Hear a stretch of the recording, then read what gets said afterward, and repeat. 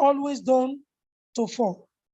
What is very clear is that the Prophet Islam did not introduce polygamy, so it is not Sunnah. I insist. Because polygamy has been practiced before he was born.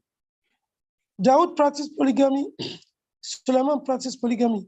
Their forefather, Isaac, Yaqub, Ibrahim, alayhim salatu wassalam, they all practiced polygamy. So whatever the Prophet did not introduce and teach us by words of mouth and did for us to do like he did and was done and he did not comment, these are Sunnah. In the case of polygamy, it is fitra, it is not Sunnah. Fitra is stronger than Sunnah. It is the fitra of creation. Allah created men to like women, and they were doing it in a variety of ways. So polygamy was polyandry and polygyny. Allah approves polygyny, He disapproves polyandry. Our mother Aisha told us the kind of marriages they were doing in pre-Islamic Jahiliyyah period. For example, where a woman will sleep with many men and will look for somebody who knows how to identify resemblance. She will gather all the women, all the men that slept with her, and ask the person to identify the one that the child looks like. That can never be Islamic. That was Jahiliyyah marriage. Allah approves man marrying many wives, not more than 4. Allah disapproves man marrying many wives without sadaqi, without justice. So this is what just happened. It is not that Allah commands you to marry 2, 3, 4. Allah regulated what they have always done. And we also reminded ourselves that Allah allows the Prophet ﷺ to marry a variety of women, including those women who offer themselves if the Prophet wanted to marry them, and he had already married 9. So Allah will not allow him to marry only 4, which we must not exceed, and we cannot marry 9 like he married, even if we had married 9 before the regulation. He instructed those who had married more than 4 to reduce their women to 4. But his own could not be reduced to 4 because the wives are our mothers. If he divorced them, we cannot marry our mothers. And nobody must marry his wife after him. So if you cannot marry his wife, his widows cannot remarry. How can they marry after being divorced? We are allowed to divorce. The Prophet could not divorce. He was not allowed to divorce. So you cannot say the polygamy of the Prophet was Sunnah, because you cannot do. Allah says, so we anchored the whole discussion on the fact that it was just a regulatory strategy. So the next ayah was an instruction to do what they weren't used to doing. Only few people were paying sadaqi, so Allah regulated it and made it compulsory that you cannot marry without sadaqi. Tonight we want to look at the ayah that actually talks about polygyny rather.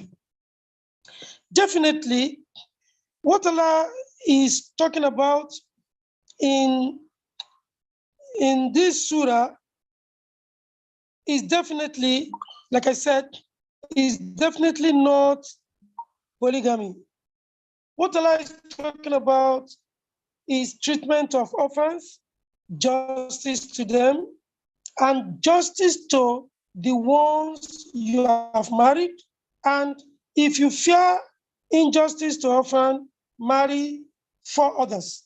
If you fear injustice to the 4 others, marry 1.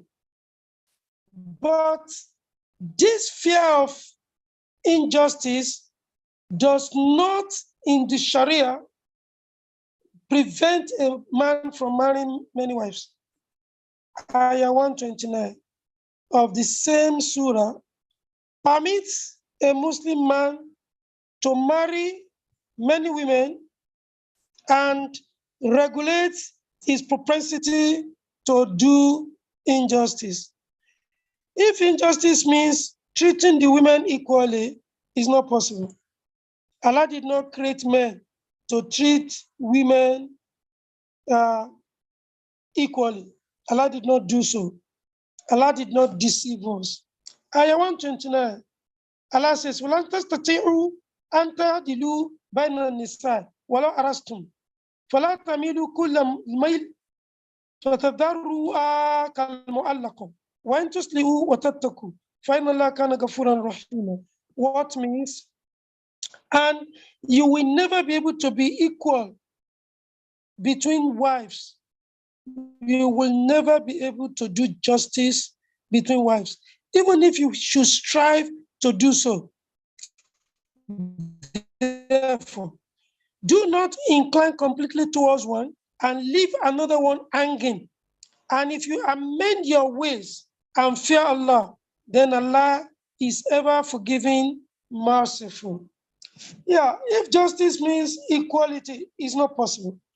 Whatever makes a man go out to marry a second wife is missing something.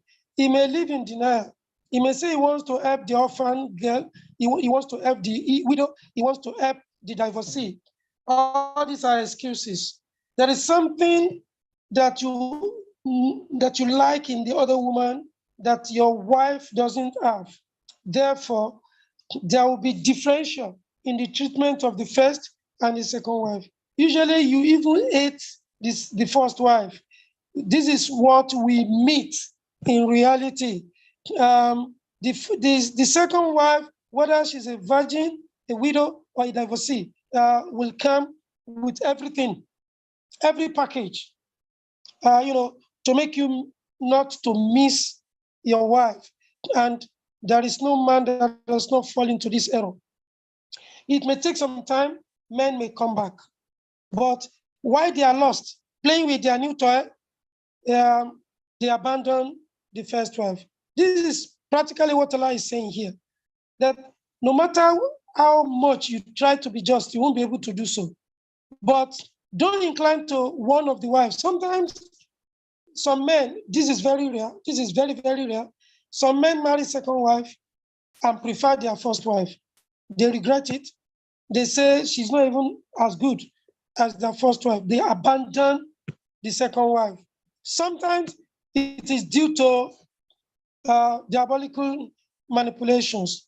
Sometimes even the preference for the next wife, the second wife, is not natural. Because, like I said, they usually come into polygyny with full package. And that is why it is very difficult for men to do justice. Allah knows this. It is also impossible for you to treat two women that are not equally. You cannot give the same 20,000 to a woman with 4 children to take care of and a woman with 2 children to take care of. You cannot treat them equally. You cannot give them 5 years of clothes to wear, to sew and wear. If one is fat, the other is lanky. You cannot spend 2 days with each woman exactly the way you treat one, treating the other exactly the way you treat one. It's not possible. Emotional attachment, emotional treatment is not possible to be equal. Sometimes we hear stories of a man staying 2-3 days in a woman's house and not having intimacy at all. And the woman is not pregnant, the woman is not menstruating. And we have stories of a man spending 2-3 days in another woman's place and having intimacy 3 times a day, and all these things are not possible. Justice, meaning equality, treating them equally, is not possible, except that you can spend 3 nights with one and 3 nights with the other. How you spend the 3 nights, what goes on there is not within the competence of anybody to bring to justice. So Allah knows you are not doing it and you can't do it. So Allah advises us, wa in tuslihu, if you amend, if you do good, if you do sulhu. In another place it says, wa sulhu khair. Doing good, reconciling is better. Allah knows that in marriages, there will always be crisis. There will always be conflict. He now says, whenever it happens, amend. Whoever is sure that he or she is guilty, is the one that is wrong, let him take a step for amendment, for resolution of conflict, and let him increase in doing good so that the other partner will try to forget. Sometimes we fight the kind of fight that we can never forget, but we can forgive. What is important here is that Allah is addressing the man, not the woman. Allah is addressing the man that you should do sulh. It is the man that is usually guilty of misbehavior. The man should do sulh. And watattaku. And if you fear Allah, Allah says, do sulh, do good, and fear Allah. If you do this, the sins you must naturally commit when you are in polygyny, you find Allah forgiving, merciful. So the point we should make here very clearly is that we should not expect an angel in a man. If a man has fallen into the fitra of marrying more than one wife, we should not expect an angel. We should not criticize the man to death. We should not express disappointment to the extent of behaving as if we are also angels. We should not condemn the man that is misbehaving as if the woman is also an angel. As if sometimes the polygyny itself, going out to marry second wife itself, is not as a result of reaction to the misdemeanor of the wife. We have had very many cases of the man insisting that if the woman had not pushed him, he wouldn't have done it. Well, we can neutralize that argument with the Yoruba proverb that definitely, if you have not had the intention and it is not inside you, you could waive temptation, pressure, and intimidation. We get cases on daily basis. I've had a case which is very recent, very, very recent, where an imam said it was his father that insisted that he must marry second wife. He keeps attempting it and failing, and the father keeps telling him he must do it. So we find many situations like that, and it was anchored on the character of the first wife. And then we also know that everybody has weaknesses, and there's hardly anybody that we acknowledge his weaknesses full time. Sometimes you acknowledge that it is true, I'm wrong. But once you say but, you want to allow Shaitan to tell you that your partner is the cause of your misbehavior. All these are sins that we be committing. Whether our marriage is monogamy or polygamy, we should do sulh, we should fear Allah, we should be doing istighfar. We should not sit in our comfort corner and blame everybody except ourselves for our trouble. This is the first thing I want to talk about tonight. The next thing is I want to quickly go through the remaining ayah the ayat between ayah number 4 that talks about sadaqi, thus temporarily terminating the discussion on marriage regulation. And we jump to ayah 22 to 24 of suratul Nisah to continue the conversation on regulation of nikah. But tonight we want to attempt to bring up the relationship between our general subject, the subject of women in the Quran, what Allah says about women in Quran, and the subjects that intervene between the ayah of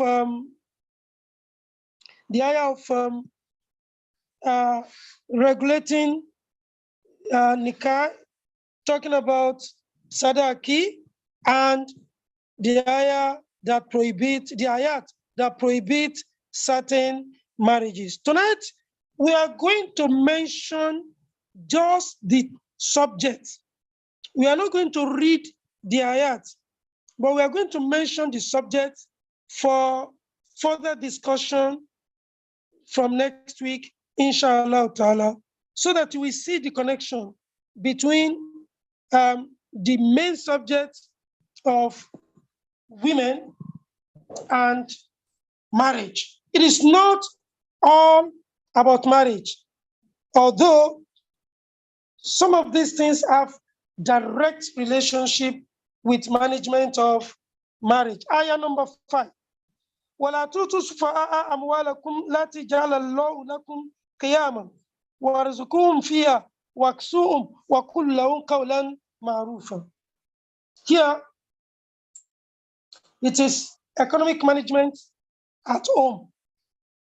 Allah says, do not give the weak-minded your property. The Mufassirun seem to agree that children and women are the shufa'a. You don't, because it is his property, give a 15-year-old man 10 million that his father left for him. He will squander it in 10 days. And I know you don't, because you are rich, give your wife your ATM card, your checkbook, so that she can spend whatever she needs. She will spend beyond her needs. You will regret it. That says, attack the needs of the woman and children. What they need: food, shelter, clothing, health, education. When you make your money available to them, you allow them to have access to everything. You open joint accounts, you are doing business together, you are going to have problems. So this is a subject we are going to discuss. I want everybody to do some research on economic principle in marriage. How do we manage our finances in our marriages? Don't forget, Allah revealed this when men and women were not going to school, where they will pay school fees, where they will get certificate, where they will work for government, where they will be looking for job, where woman and man will be doing the same job. They will be leaving home in the morning and coming back home in the evening. It was never envisaged that this fitna will happen. Unfortunately, today we love the fitna. We are made to love it. It is fitna, but we are made to love it. It has become part of our lives, and we don't think any other life is better than this. What Allah wants is for the man to take complete care of the woman. If Allah gives the woman wealth, the woman should manage her wealth. The man should not intervene. It is not their wealth. It is the man's wealth that belongs to the wife and children. The wife's wealth is our wealth. The child's wealth is our father's wealth. but the wife's wealth is her wealth. I don't think you get the point I'm making. So let's take one more ayah. وَابْتَلُوا الْيَتَامَ حَتَّى إِذَا بَلَغُوا النِّكَاحَ, and test the orphans until they reach marriageable age, until they mature for marriage. 12 years for the girl, 16 years for the boy, or 10 years for the girls, and 14 years for the boy. We expect a girl to have matured. If she's quick and early, she can start menstruating at 10. She's ready for marriage if she's matured. The boy is expected to be having genuine erection, to be able to father a child at 14. If he delays, he should be able to do that at 16. But test them for integrity, test them for management skill, test them for maturity, test them for calmness, test them for everything. Don't give them their wealth until you are sure that they can manage it. You can see that these two are talking about the same thing. If she's a girl, he's a boy, they are both orphans, don't give them their wealth before they mature. If you marry her and she's not mature, don't give her your and her wealth. If you have married a woman, she belongs to that shufar, don't give her access to all your wealth so as not to create trouble for yourself. So Allah says, "Fine and naston minhum rushda." If you see sound judgment in them, fadfa'u ilayhim amwalahum, return their wealth to them. Wala ta'kuluha israfan, don't eat their wealth excessively. Wabidaran and yakbaru, don't quickly eat their property in anticipation of their maturity. Don't say the money don't finish. وَمَنْ كَانَ غَنِيًّا فَلْيَسْتَعْفِفْ. If you are rich, you should refrain from taking anything from the property of the orphans. But فَإِذَا دَعَفْتُمْ إِلَيْهِمْ أَمْوَالَهُمْ فَاشْهِدُوا عَلَيْهِمْ. And when you, وَمَنْ كَانَ فَقِيرٌ, if you are poor, فَلْيَأْكُلْ بِالْمَعْرُوفِ, eat their property with goodness, with fairness. Take only a little that can be sufficient for you for managing the property for them. And when you return their property, take witnesses. Let there be witnesses to that part. Wakafa billahi asiba. Allah is sufficient as an accountant. We stop here. We will discuss this matter in details, but let us quickly look at one thing. It is still the subject of orphan. So there is nothing like polygamy in this matter. We are lucky as Muslims that we can apply any part of the Quran for any relevant or related matter.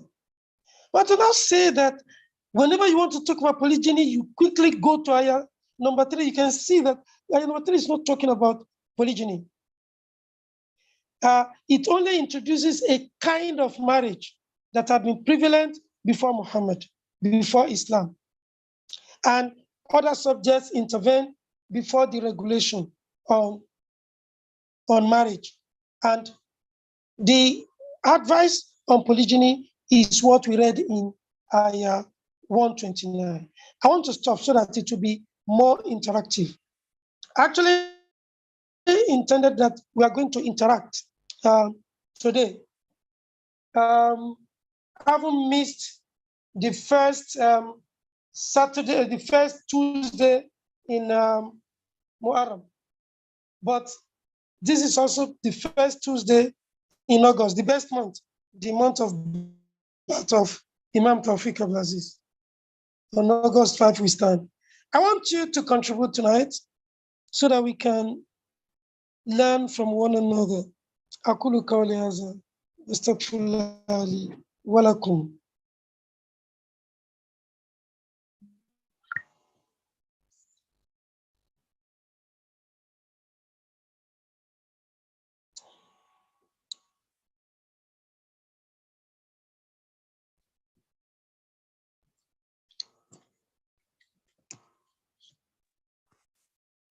Alhamdulillah.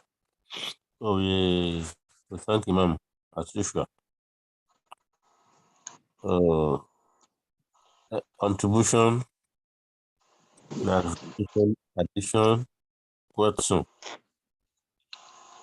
Whoever is interested in any of the is can raise the digital hand so that we give the person the permission to talk.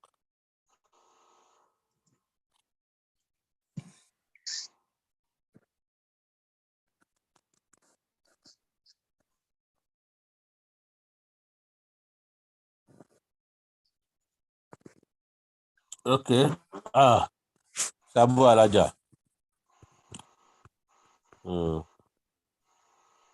Unmute yourself and talk. Mr. Ibrahim Rashida Bimbola.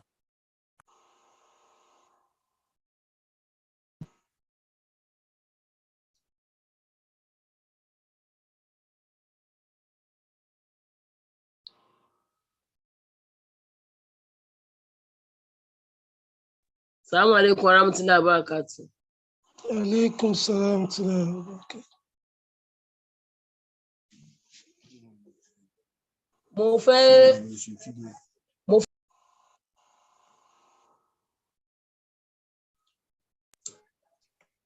Nǹkan tí mo fẹ́ béèrè ni pé ibi tẹ́ ti sọ pé ìyàwó ló ní owó tí ọmọ bá ní òbí ẹ̀ ló ní. I want some clarification from that. Because ọmọ yẹn ló ṣiṣẹ́ owó yẹn and the child is mature to own his money. So that's my question, sir. Okay.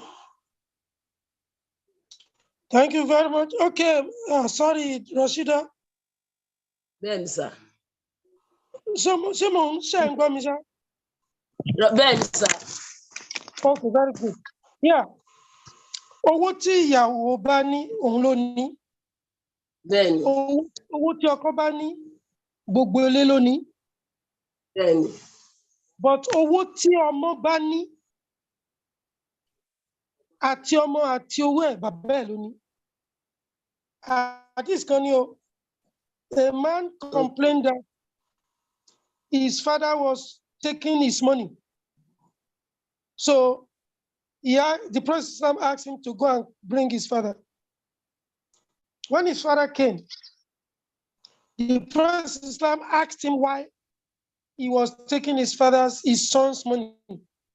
He said he trained his son, he gave him the business, and he retired. The Prophet said, oh, if a father trains the son and mediates his wealth, for as long as the father is alive, his wealth and himself belong to the father. A son cannot restrict his father from taking part of his wealth. Even today, when we no longer mediate wealth for our children, at least to the best of our thinking, we feel that once we send them to school, we have also tried. So a son in Islam cannot restrict his father from spending his wealth because the son and the father and his wealth belong to the father. But the girl, the wealth of the girl belongs to her. The wealth of the girl does not belong to the father. It is the wealth of the father that belongs to the woman. Once a child is married and is a woman, is our wealth does not belong to our father. But the son, the wealth of the son and the son belong to the father. Wallahu alam.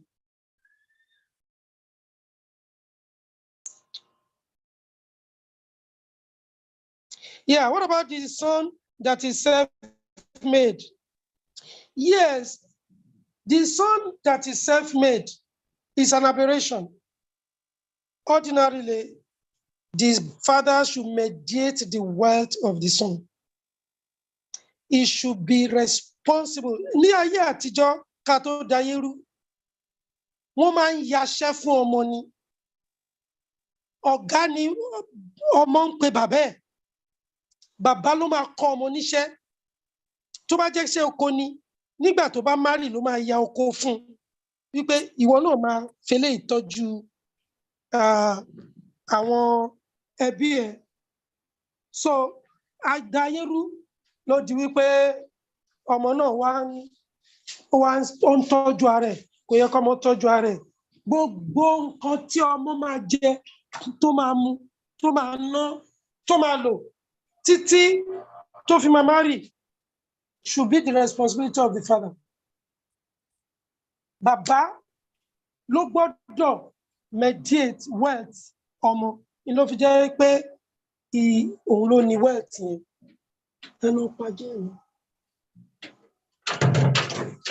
So I think I made myself clear.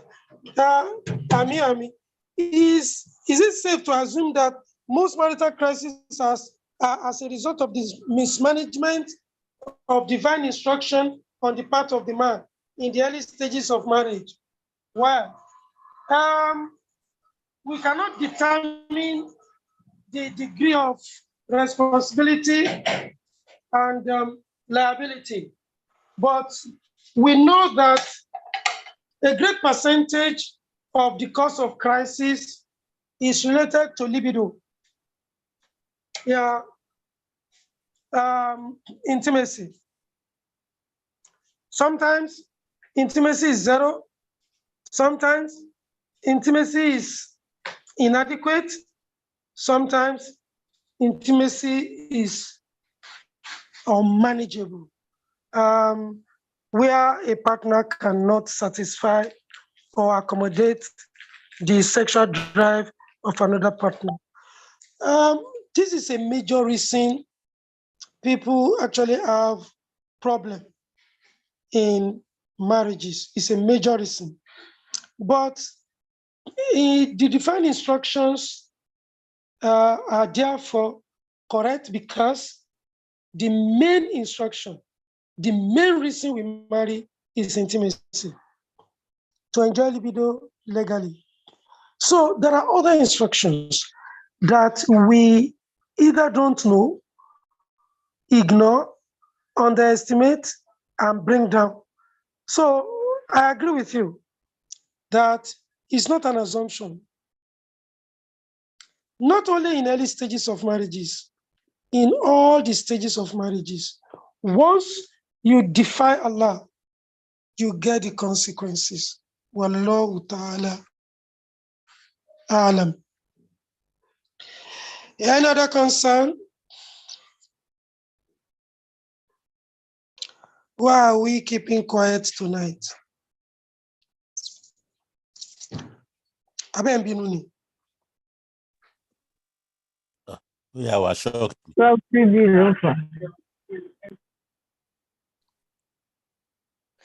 Okay, Alhaji Abrazak Adedayo. Tí ó lè bínú. Alhaji Abrazak Abiyi tí ó lè bínú.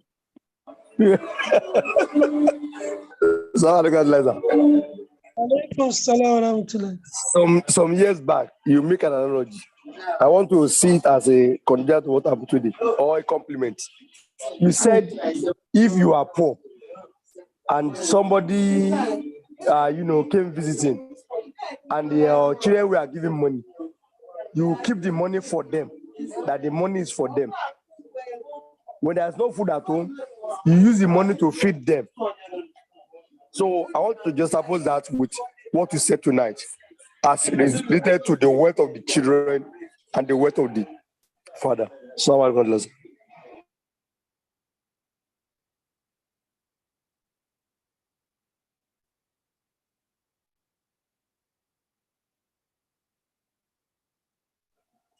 Am I clear, sir? I did not. I was muted. I was saying that. Okay, can I repeat myself, sir? No, I know. I heard you. I was Okay, sir. actually answering. I thought you were hearing me. I didn't know that I was muted. Yeah, when they are children, they are direct responsibilities. Between age 0 and marriage, the children, male and female, are direct responsibilities of the father, not the mother. Because the mother is also direct responsibility of the husband. Now the man must take care of them.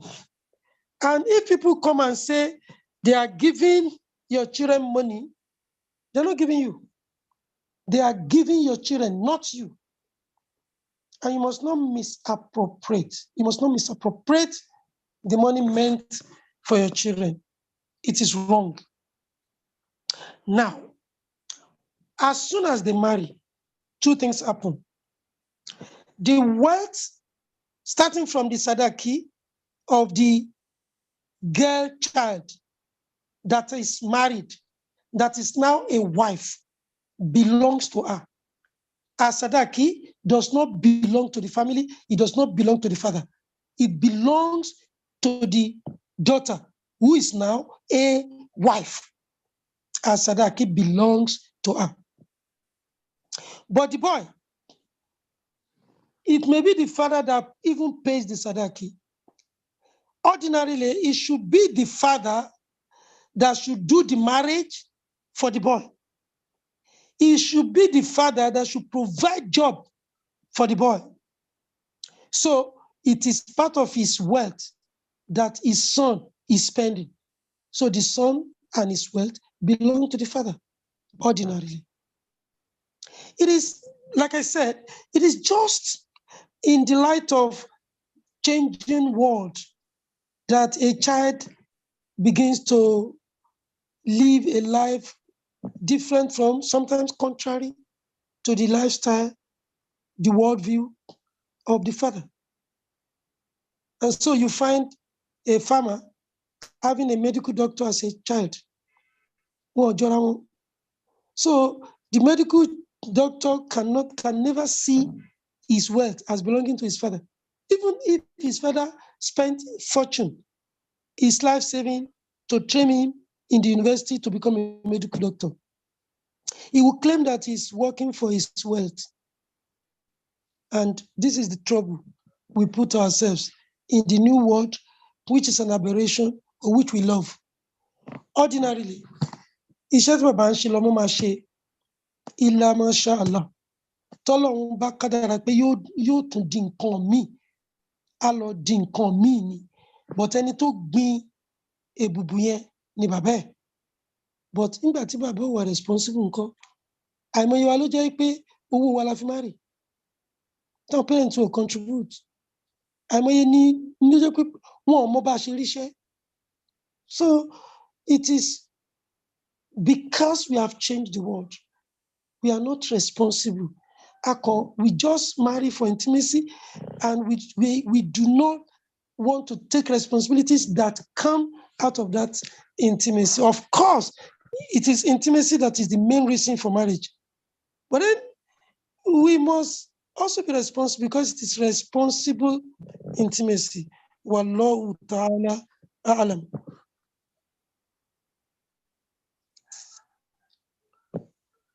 Is there any note? You hand again. Can we call on national coordinator, sir?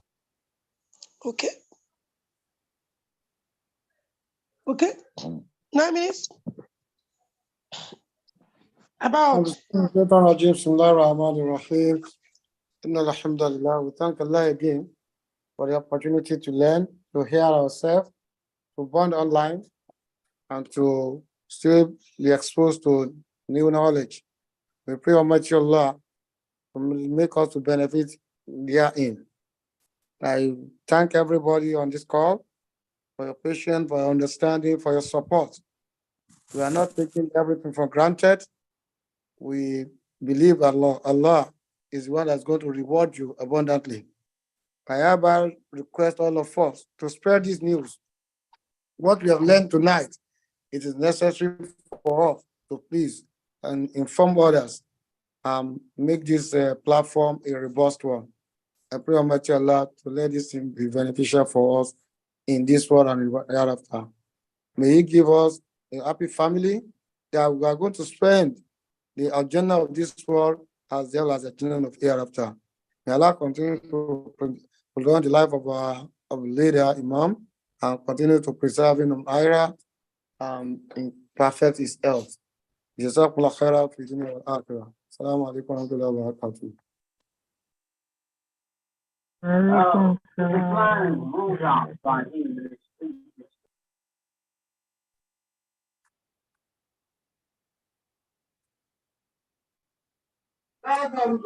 Dua now.